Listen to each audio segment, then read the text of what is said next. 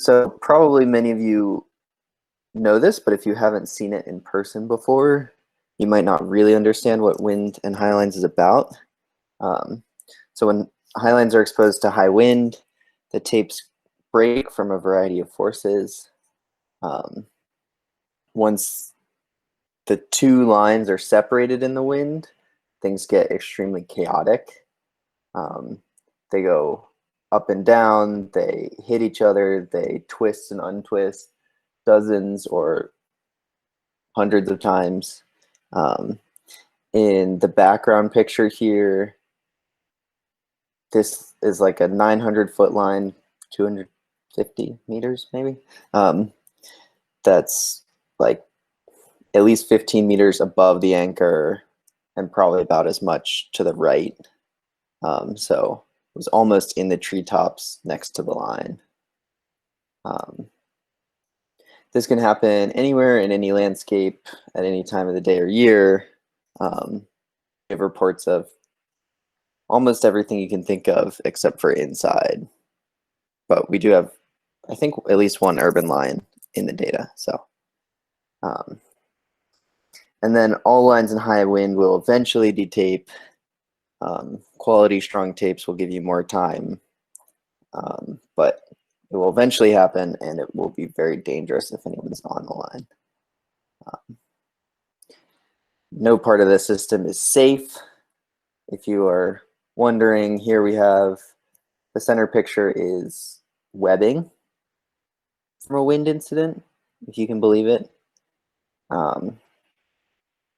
Static rope, a whoopee sling, a span set. We have a leash and leash ring ruined on this line. A web lock was ruined, a shackle was ruined. A significant amount of gear was just lost, just blown away after it broke. So if that's not enough convincing that this is something we should care about, I don't know what is. These pictures are terrifying. But you might say, I've had my Highland in wind before. Never happened to me. I'm fine. So what we're trying to do here is understand what wind speeds are dangerous. And here is kind of the best rubric I've been able to come up with. So 0 to 25 kilometers an hour is a kind of happy zone. 25 kilometers an hour is about 16 or 17 miles per hour. And then at 25 to 30 miles per hour, detaping can happen. We have like one case of line damage in that zone. So that's kind of, you're probably going to be okay, but stuff starts happening. And then in this 30 to 60 kilometers an hour, which is like roughly 20 to 40 miles per hour, that's when most wind incidents that we have occur. Damage happens both to the anchor and the line. Behavior gets very chaotic and dangerous if someone's on the line. And then at 60 kilometers an hour and above, all of the total failures where the line is no longer up, which can happen from an anchor failure or the webbing being cut. So all of our failures occur in this 60 kilometer an hour plus zone, and only one line that saw this speed survived, and it was just above 30 meters. So every line above 30 meters and 60 kilometers an hour has failed, at least in our data. The length brings up a good point of, often we talk about wind being dangerous for big lines, and that's definitely poses more of a risk the bigger the line is, but we do have a lot of incidents in, say, like the 50 to 70 meter range. So that's probably one of the more commonly rigged lengths of Highline, especially with freestyle these days, but those lines are not safe. So you may be asking how we found this out. All of this information comes from a survey, the Highlines and Windy Condition form that we did. There will be a link at the end. If you have any experiences that you haven't filled out, please do it. We have a lot to learn. But you can see in the graph, here's just a very early screenshot of the data. Green triangles are lines that were fine. Yellow circles are anchor damage, purple boxes are line damage, and X's are both. There is a good reason why some of the data is clear and not being shown. But we can see that we have a rough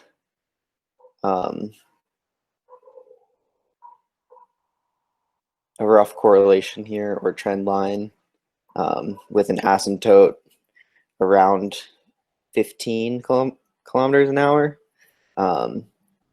We don't have enough like really big data to know if at a certain point speeds that low can hurt big lines.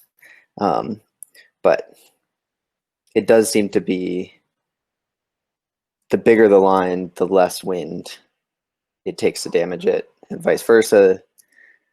The smaller the line, the more wind it takes.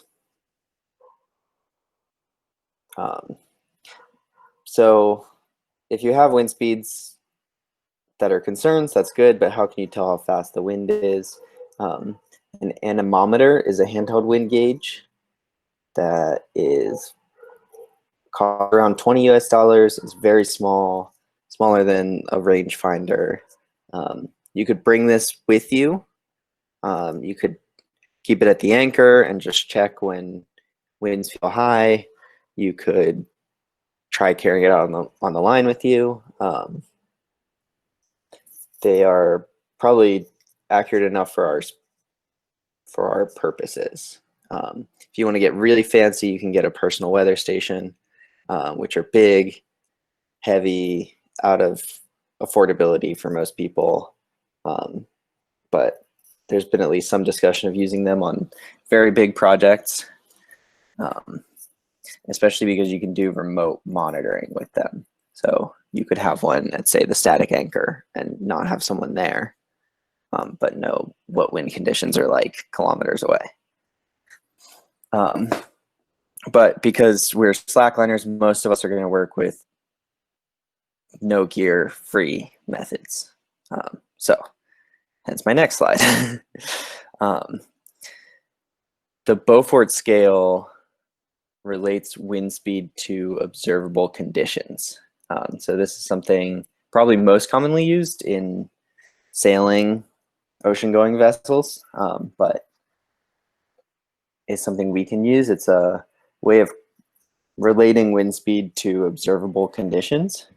And so it has a whole list of terms: calm, light air, light breeze, gentle breeze, moderate breeze, fresh breeze, strong breeze, etc. Assigns each one a number and correlates those to an actual miles per hour or kilometers an hour. So the wind risks begin around 4 on our scale. Moderate breeze, which it says when like dust and papers get blown, small branches are moving. So that's kind of the first time you would probably even really take notice of the wind. And that's right around when lines can start to detape. Most of our incidents happen from 5 to 7 on this scale. So fresh breeze, strong breeze, moderate gale. So that's 5 is when small trees move, 6 is large branches moving, 7 is whole trees move, and when you start to get like difficulty walking. So if branches are swaying, which is pretty common, I think, at Highlines, at least in my experience, you're definitely in the area where things can happen. And this is where if your line is taped well, especially at the lower end of the scale, if your line is taped well, is well maintained when tapes break, things like that, you might not have an issue. Certainly we've all seen small trees move and had our highlines been fine. But you're starting to be in a risky zone there. 6 is when large branches move, and then 7, whole trees moving. So if you have a large tree moving near your line, that's going to be an issue. And then certainly difficulty walking is very noticeable. And if you're at that range for 7, then you're also quite close to the edge of the danger zone. So it's 38 miles per hour on this chart, but that's about 60 kilometers an hour, exactly. So if you're having difficulty walking, you might be at a point where a little more wind or some bad gusts could cause a failure problem. So lines fail at 8 and above, which is when things start breaking off the trees. It's called gale force. So I just put it really simply: if twigs are breaking, lines are going to start breaking. And of course, even it's possible to get gusts at 60 kilometers an hour where that doesn't happen, but you know, sometimes you get a very quick windstorm and the tapes survive and everything seems fine, but it's always hard to tell what's happening while you're there. And certainly if wind goes on, it does seem that anything you do is going to fail eventually. Here's just another picture of this scale. This is really easy to Google if you want to ever look it up. If you just remember this kind of 5 to 7, 4 to 7 range, you'll be able to find this again. So the only problem with using this scale is it's a good way to tell how fast the wind is right now, but it might not be early enough. So if you get a current estimate of the wind and your line is doing all right for now, but it looks like the wind's going to stick around a long time, it might already be difficult to de-rig, if not impossible to de-rig, depending on the wind speed. So it might be that you can't go, that you know the wind is bad, but there's nothing you can really do about it except for closing the lines, which is important, but you'd probably like to save your gear. So that's why forecasting is very important. A lot of you probably check the weather forecast anyways, just for temperature and rain. And you might get like a basic wind forecast for right there. But those are generally at the like closest weather station, which is often a nearby airport or an actual like TV weather station. Sometimes they have their own, but normally it's an hour or 2 driving distance from your highline. So those like local forecasts, or sometimes they do use like the nearest town, but that still can be quite far away from the actual location you're highlighting. And they don't, different weather stations give different amounts of actual data. So some give the high gusts, some just give an average wind speed. They normally do give direction, but it's a little hard to tell. So I recommend this Ventusky or windy.com. They do location-specific forecasts from sophisticated weather models. So these are using weather models that, say, the EU puts out or the US puts out, or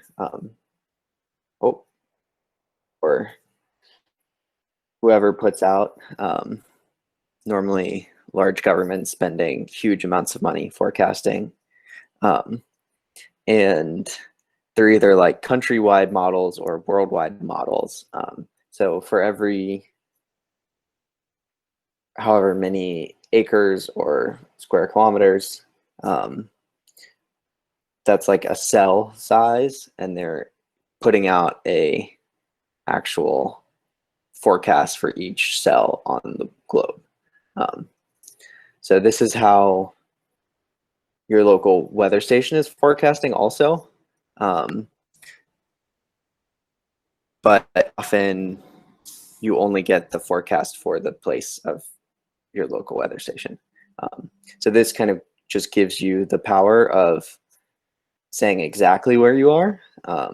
It lets you see angle very clearly. A lot of you might not know, like just off the top of your head, what like southeast winds would mean for your high line, but being able to see it on a map makes you think, oh, that's coming right at us, or oh, we'll kind of be on the leeward side of that. And then, of course, these forecasting tools are really cool, but you have to actually check them. I'm guilty of this. The last time I went highline to do like 180-meter line, and I'd like been highlining the days before and wasn't really checking things, and then got to the top and it was too windy to fly the drone across. So I got shut down there. I was like, wow, I have spent so much time thinking about wind and high lines, and even I didn't think to check before rigging a bigger line than I've been able to rig in a long time. The other thing about forecasting is these sites will give you either one every hour or one every 3 hours. And so you have to check pretty much the whole time you're planning on leaving the line up. You know, it might be fine during the day and you have a windstorm overnight when you're down at camp. And also remember that wind speeds can be higher.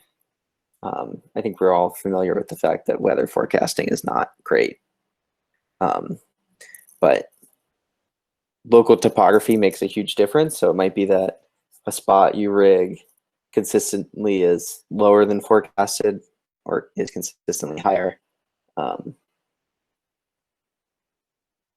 So it's really helpful to check forecasts even when you're pretty sure nothing is, like, even if your local weather forecaster says no wind, check one of these websites and then you get to build up, oh, well, it said no wind, but it was probably 15 kilometers an hour. And if you kind of see that as a general trend, you know, oh, well, when it says 45 kilometers an hour, it's actually going to be closer to 60. And so maybe that's a time when you don't even want to go to the spot or try to rig, because rig failure is a serious risk. Okay. Yeah, and so knowing is only the first step. You can know everything there is to know about wind, and if you don't use it for your decision making, then your lines will keep failing or detaping. So the most helpful tool I've found for this is risk management from avalanche safety. And so that's kind of where where this model is coming from. But so for really good risk management, you should discuss a plan before the line is even rigged.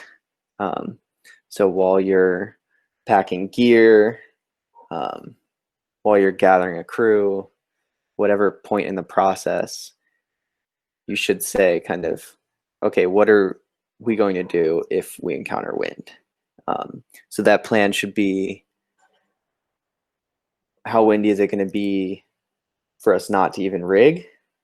How windy is it going to be for us to de-rig or just close the lines? And how are we going to de-rig? What are we going to do with the lines overnight? That sort of thing. Kind of everything that makes sense for the trip. And then the reason you discuss it beforehand is because often, like, once you could see the objective, it's very hard to turn away. That happens all the time in like the mountaineering world, in ski mountaineering. Something can seem really close, and so even though it's riskier than you wanted, you kind of are lax because you can see it and kind of have the feeling you can just reach out and grab it, even if doing so might kill you. So luckily, these risks aren't as high as mountaineering or avalanche safety, but I think we can learn a lot from them. So if you've agreed on a condition for when to close and de-rig the lines beforehand, it's easier for people to hold you accountable. So you can't just say, oh, well, I wanted one more session today, so I'm going to go out. Because people could say, no, we need to de-rig before this windstorm comes, or we need to close the lines. You can try again tomorrow. There's no real guideline that I'm ready to give for how to make those calls, to say, like, at this wind speed, definitely close the lines. At this wind speed, de-rig. At this wind speed, don't rig. The closest I could come to saying that is saying above 60 kilometers an hour, you pretty much shouldn't have a lineup. But where in the 30 to 60 range, you should make those calls and actually start de-rigging, or start closing lines, that I can't say. It depends on your own risk tolerance. If you're doing a quick alpine rig, it might be that you just accept more risk, or because you're not having the lineup for long, you think the tapes will hold. If you have a big crew with a lot of experience, it's a lot easier to handle problems. If there's a small number of people or people who aren't experienced, then it's very hard for just a couple people to deal with a line in the wind because of the forces involved. Obviously, line length will make a difference. How far you are from a road or camp or something will make a difference.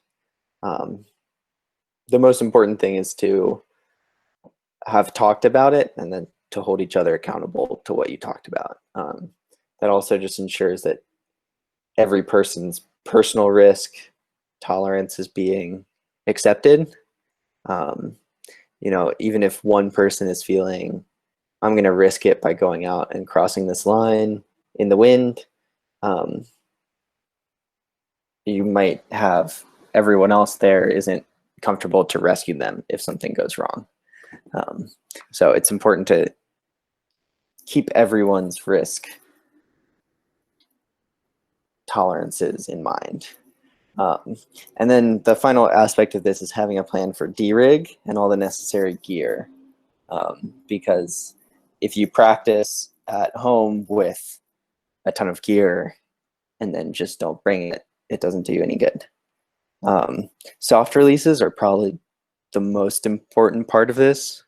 And if you're expecting high winds, 2 soft releases seems to be the best way to actually de-rig.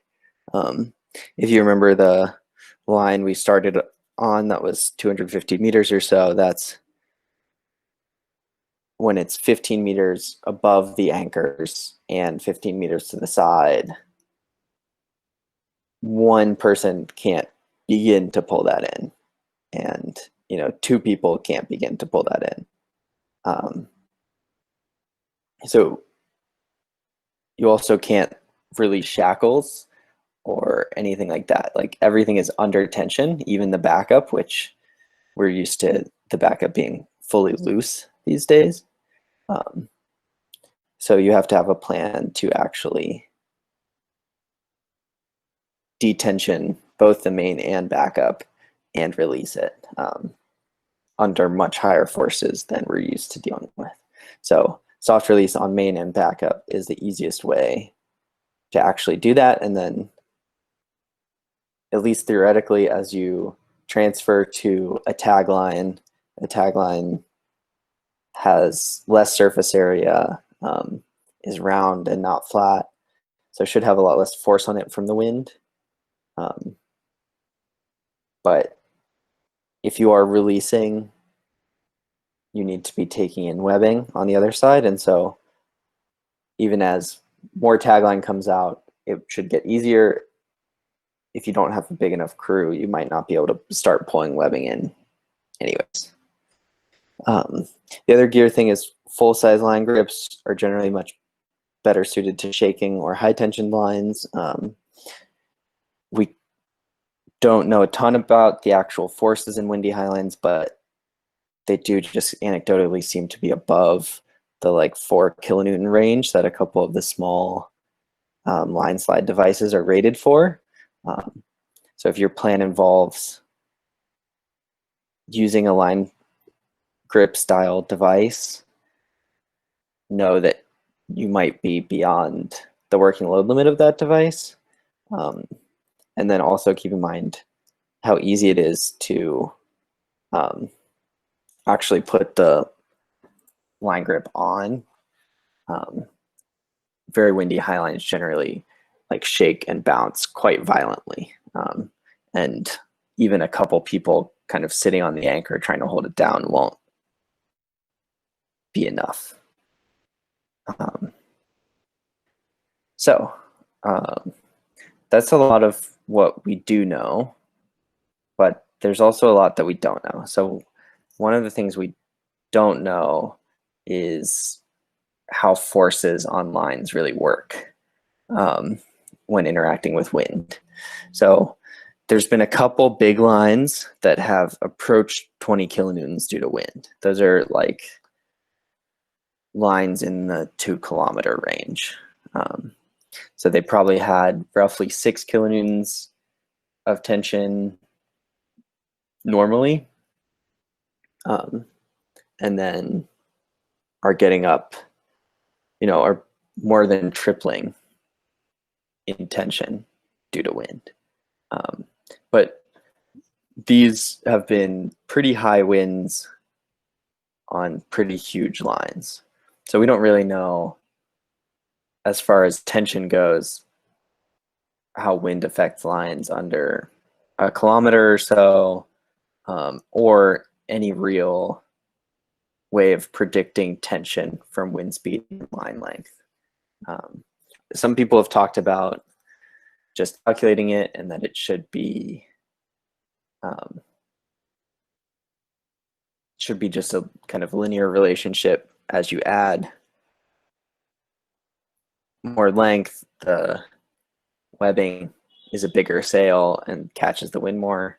I'd just say everything else we've learned about in wind is like more complex and nonlinear. So I think from the couple data points we have now, we can't really conclude anything. But hopefully, I think more slackliners are getting dynamometers right now. And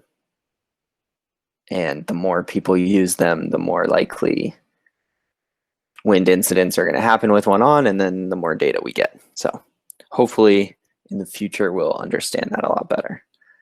Another thing that was a recent Slack chat question was how to predict the angle of deflection. So how far wind will push a line. This is important to know how close you can get to obstructions. So if you look at this picture, this is not, apparently the webbing did not touch the cliff this time, but this is a great example of a relatively large line where this is quite important. In the picture, you can see a D-taped backup section is very close to the cliff.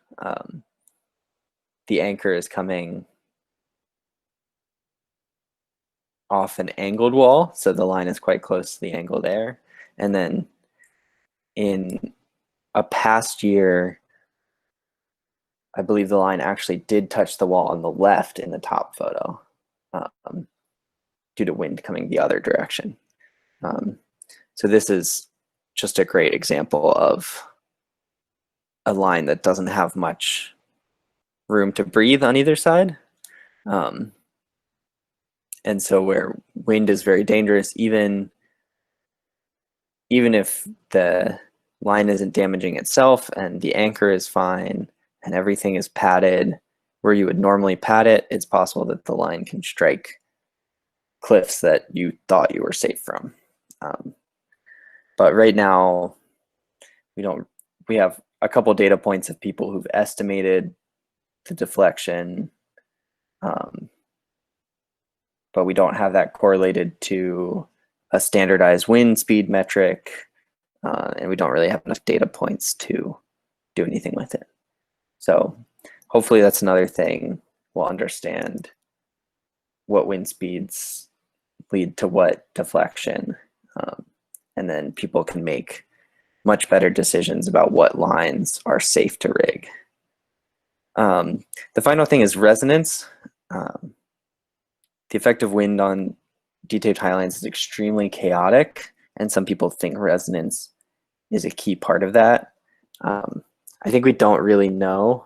So resonance would be when the line is shaking in a, like, at a particular speed that has worse effects on gear and line and anchors. But we don't really know. It is like a thing with any like tension springs in physics to have the ability to have resonance. I think we just don't really know what's going on with these. I mean, sometimes the webbing on D-taped lines is like constantly hitting itself. Sometimes the two strands kind of fly apart separately and don't hit each other. There's a lot of twisting and untwisting going on. Sometimes they're held relatively like up in the same place or to the side in the same place, and sometimes there's extremely violent shaking. Also, wind speeds aren't constant, so even if there is a wind speed that causes resonance, it's not clear that the wind would stay there for very long. So yeah, resonance is probably the one that would take a lot of physics and much better measurement than we could probably come up with. So I don't know how much we'll understand that, but it's possible that that is part of what contributes to really high forces on some windy lines. Okay, so conclusion. The conclusion is not that you shouldn't ever walk on windy lines. Here's a picture of me sliding out on a 200 meter in pretty significant wind.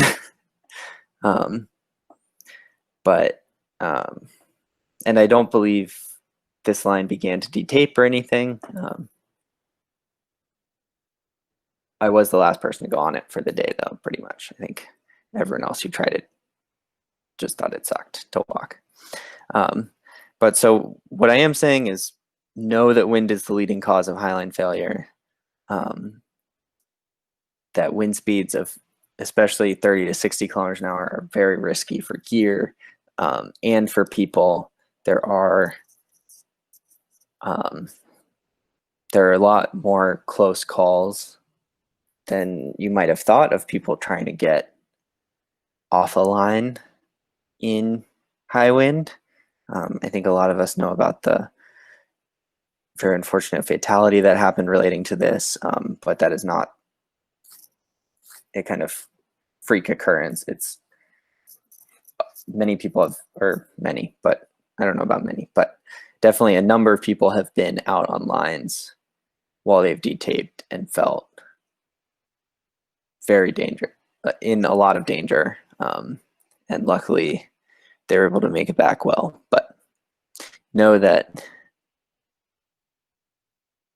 in windy conditions like the one pictured, lines can start to detape in like 30 seconds from one tape breaking to the whole line being detaped. And at that point, chaotic behavior starts immediately and is very dangerous to be on the line. No line should be up in winds above 60 kilometers an hour. That's pretty much the only hard and fast rule that I feel comfortable giving, but lines just fail at that point. And lines at that point are chaotic enough that you can't just go fix the padding or double check that the tie off is right, things like that. It's pretty inaccessible. The anchors get inaccessible just due to high wind, and the anchors are probably moving a lot, and there's probably too much tension on the line to actually wedge another piece of padding in. So if at all possible, you should be de-rigging before that, not de-rigging in times when there's significant risk of having wind speeds that high. And yeah, wind is a significant risk to your gear. It's probably the biggest thing that just ruins gear on a regular basis. And you don't want it to happen to you either. There's a number of ways to estimate wind speed. If you run into it all the time, an anemometer is a worthwhile investment, especially since it's so much cheaper than a rangefinder or walkie-talkies. It's smaller than either of those,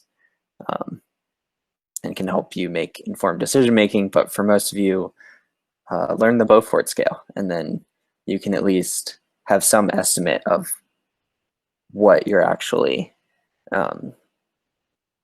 dealing with. You can kind of double check that the forecast is accurate, or if the forecast is not accurate, you can know before it starts to show in the line. As much as possible, though, check the forecasts. Forecasting is really difficult, but often there are like a number of incidents that we have where the people did check the forecast. They checked a local weather station forecast that probably wasn't very local. And either the line ended up being, or the winds ended up being higher than the forecast, or they just didn't understand exactly how fast the wind was. So check the forecasts, use the scale I provided, and if you can, continue checking the forecast, especially on lines that are left up for a while or in a festival. If you can check the forecast nightly or every morning, that's going to be the best. The closer you are to the forecasted time, the easier it is for them to actually forecast. So really making a habit of doing this and just making it part of a regular rigging check, part of planning for a trip, that will really help ensure that you don't get put into situations where this happens. And then, yeah, to really act on knowing the wind speed or knowing the forecast, you need good active risk management. So not just making a plan and not holding each other to it because you're excited because the line's rigged, but making the plan, sticking to the plan, coming up with and practicing strategies for de-rigging in the wind, making sure you have the gear, doesn't do anything to bring 2 soft releases if you don't put 2 soft releases on. Yeah, things like that. So I'll end for now with a plug to fill out the form. It's really easy, slacklineinternational.org/wind. So it's in English, French, Spanish. It's got a lot of questions. You don't have to fill out every question, but I will say date, time, and location are extremely important to methodology. If you fill out the form and don't include those, I'll probably reach out to you and ask you for them. If you can't get them, we can't like correlate the data to other wind issues. But you don't have to have a line that like shredded like our pictures. You can have a line where it was really windy and one tape broke, but the rest didn't break, or it was about to be windy and you de-rigged the line, or whatever you feel like your wind experience has been. It'll be really helpful. We need control points where stuff didn't go drastically wrong to help find out how things did go drastically wrong, if wind speed is the only issue there, or if some tapes can handle higher winds than others and stuff like that. So control points are super helpful. Also, a lot of the stuff I kind of went through quickly in this talk is in the wind advisory. So it's in the research files on the ISA website. There's a link here. You can find it on the ISA Facebook. But that is a document where we go over everything we've learned so far, all of the recommendations, which there are more recommendations beyond what I've talked about here. And then it also gives some like case studies in story format to find out like how this stuff actually happens, and how different types of wind problems manifest. So yeah, does anyone have questions?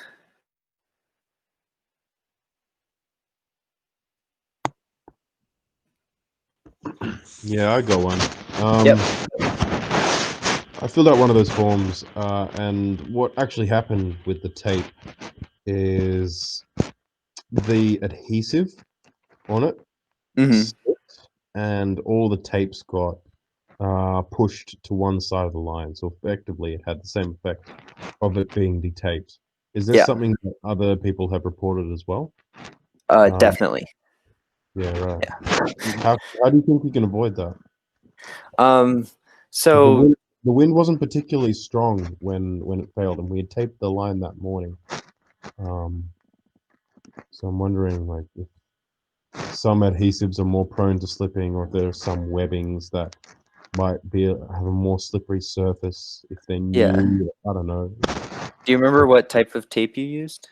Yeah, it was interesting. So we used electric tape on the bottom, and then we used fiber reinforced tape over the top to save on fiber reinforced tape. Each individual tapes themselves weren't that thick, but I don't know if it was the combination of having something stiff on the outside and more slippery on the inside with a poorer quality adhesive. I don't know exactly what it was. Yeah. It was electric tape in contact with the line. It was on Type 8, Aero 2 and Feather Pro. Aero 2 main, Feather Pro back. Yeah, so definitely, I mean, I've had that happen to me mostly with older tapes, but I definitely believe it happening brand new. Like humidity and temperature are both a factor in any glue sticking. So especially probably taping in really high humidity might be more of a risk for that. I think we've had both electrical vinyl tapes and fiber tapes slide like that in our reports. Some people have played around with super tape, which would be like a normal slider tape with then around, like if you're, say, actually taped to the backup, then you would like spiral tape around the backup, overlapping your slider tape. So what if you have does that mean if you have a top slide, if you have the main sliding, Yeah. you sticky side bottom, and then you wrap it around, and then you get a second piece of tape, and then put it over both of them? It just has, essentially it's wrapping just around the backup in this case, and it's a second layer holding that slider tape in place. Oh. So you could either do like a long spiral, or you could just add like one piece of tape on either side of the sticky part of your slider tape. So if your actual slider tape starts sliding, it either has that tape spiral or tapes on either side to hold it in place. So that's just kind of increasing the amount of stickiness that your tape has without increasing the like sliding area. So that's something people have played with. It's not 100%. We've had lines. It doesn't sound like it, to be honest. Yeah. We've had lines fail with that, but yeah, because that's you can still have that slide essentially. All it does is make it thicker. Yeah. Other people have also played around with, like, say, making a half-inch wide slider tape, or like very wide fiber tapes, or sorry, not half-inch, 2-inch. So like you can buy quite wide fiber tapes, and so they've practiced doing a tape like that, or using a wide duct tape or something, and then having a second strong tape going around that. Which the wider your tape is, the more adhesive you have on the sticky side. And I feel like that relationship would also not be a linear relationship between the width of the contact area that's in contact. I think maybe something that's twice as wide might end up being 3 times as strong, kind of thing. Yeah. Cool.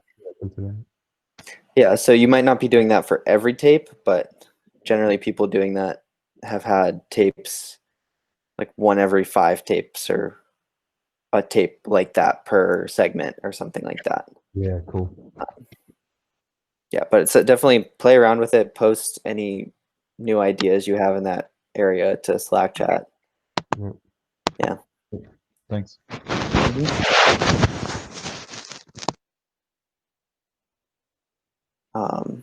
Okay, it looks like a lot of people commented questions that I didn't see. So did anyone ever investigate a taping pattern which would dampen the wind effect more? For example, more space between the tapes at the beginning of the line and smaller spacing in the middle. Yeah, that's interesting. Anecdotally, when tapes break, on my lines at least, it's often from people whipping a lot at the same spot near the beginning, or from rolling over the beginning most often. So that's kind of where tapes break from just normal use, like when the line's steep and you leash fall before a tape and then your leash rings run over it, or when people are hangovering back up, stuff like that. So the problem with more space at the beginning that I see immediately would just be that when a tape breaks, it's then a lot bigger, the tape on that side. And we've had lines that have just like one big tape near the anchor, and then as soon as wind comes in, all the tapes start breaking. It's definitely possible there's some taping pattern that we have. The wind advisory does talk about how if your tape spacing is random, which is what most of us do, necessarily some tapes are bigger than others. Those are the tapes that get like sucked up by the wind. So your biggest tape is going to get bigger just as the wind pulls on the line, and then the tapes holding that are most at risk of breaking. So that's, but if you've ever walked a line with fully consistent tape spacing, you know that it is really difficult. So it's more something to be aware of than necessarily rig according to, but it might mean not having as large tape spacing. But definitely, if you want to try your taping pattern, if you're expecting wind, I'd be really curious to see if it's noticeably better for you. I don't think it would make or break in most situations, but it might be like a little competitive edge on the wind.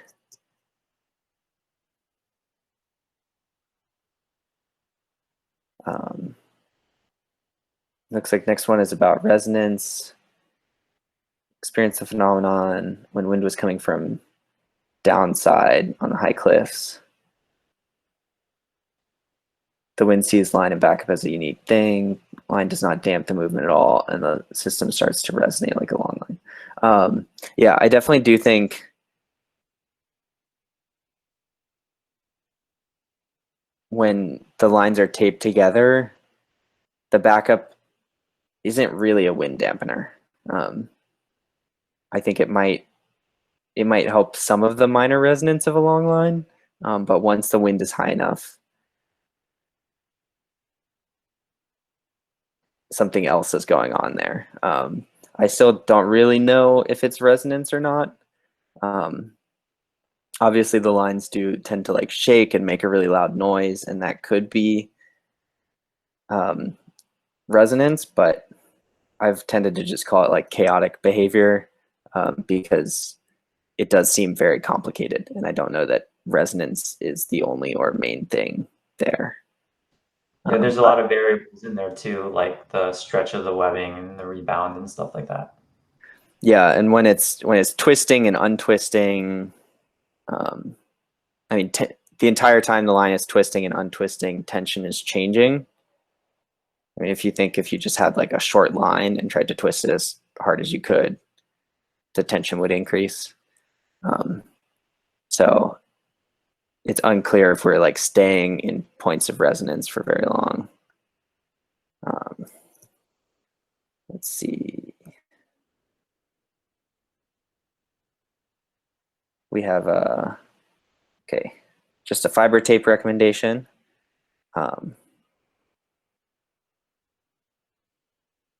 We have a Instagram post. I'll watch that later, but I'm excited to see it. If you haven't filled out the wind form for it, fill it out. That's what I said. Good. Oh, Velcro tapes in terms of durability. My experience with Velcro tapes for wind dampeners on Highlines has been not good, or wind dampeners on long lines rather has been not good. Even the soft side of the Velcro can seriously abrade your webbing in wind. So just using like Velcro cord tie-offs, just even the soft side moving back and forth on a piece of type 18 on a 200-foot long line left permanent abrasion spots. So it's possible there's some Velcro solution with like tape, then Velcro, or tape, Velcro tape or something, but I'm gonna wait. I'm not gonna risk Velcro on my lines anytime soon.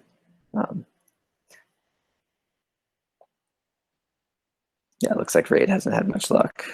And I haven't tried bicycle inner tubes either. A lot of people said there were concerns with them drying out in UV. So I don't know if that's true, but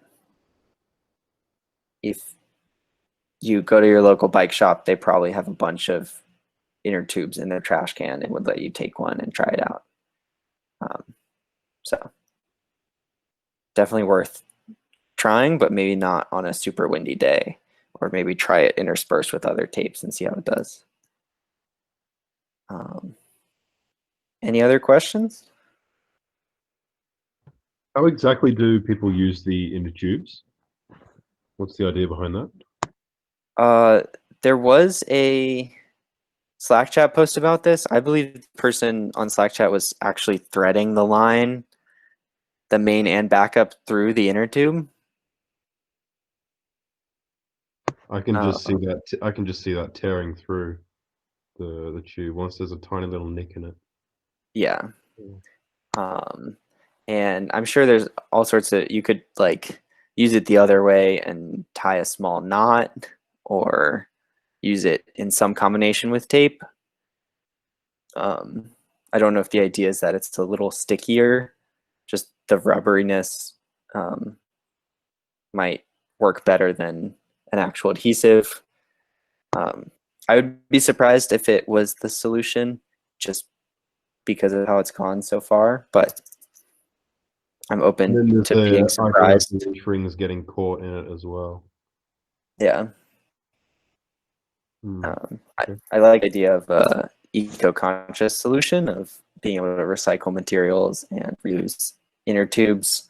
But I think any solution like that needs to work pretty well before people will start using it. Yeah, and I'm not quite convinced on inner tubes. Okay. Well, I'll stop presenting. Thank you everyone for coming.